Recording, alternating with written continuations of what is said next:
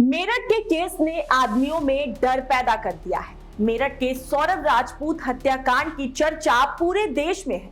Murder के बाद नीले ड्रम की भी चर्चा हो रही है और ये धमकी का जरिया बनता जा रहा है। ताजा मामले में एक पत्नी ने अपने पति को इसी तरह की धमकी दी। पूरी खबर हम आपको बताएंगे, लेकिन उससे पहले स्वागत है आपका जीवन 24 के डिजिटल प्लेटफॉर्म में और मैं हूं आपके साथ ऋषु चौधरी। मेरठ में पति पत्नी के बीच झगड़ा हुआ तो पत्नी ने पति को पहले तो पीट दिया, फिर धमकी दी कि झगड़ा करोगे तो ड्रम में मिलोगे।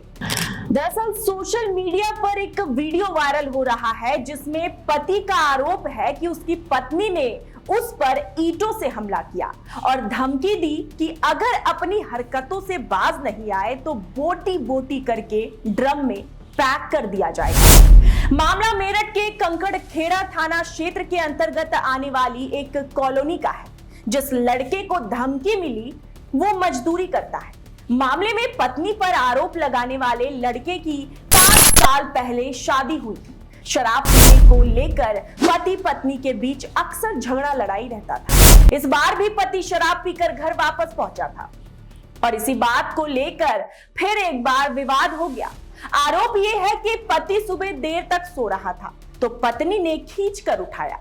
उसका पति ने विरोध किया तो पत्नी ने उसके सिर में ईंट मार दी।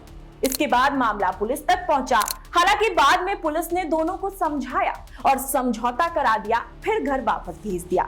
भले ही ये मामला सुलझ गया हो, लेकिन सौरभ मर्डर केस के बाद नीले ड्रम में पैक करने की धमकी की चर्चा जमकर हो रही है, जिसमें पत्नी ने अपने प्रेमी के साथ मिलकर उसके शव के टुकड़े किए और ड्रम में भरकर सीमेंट से जमा कर दिया।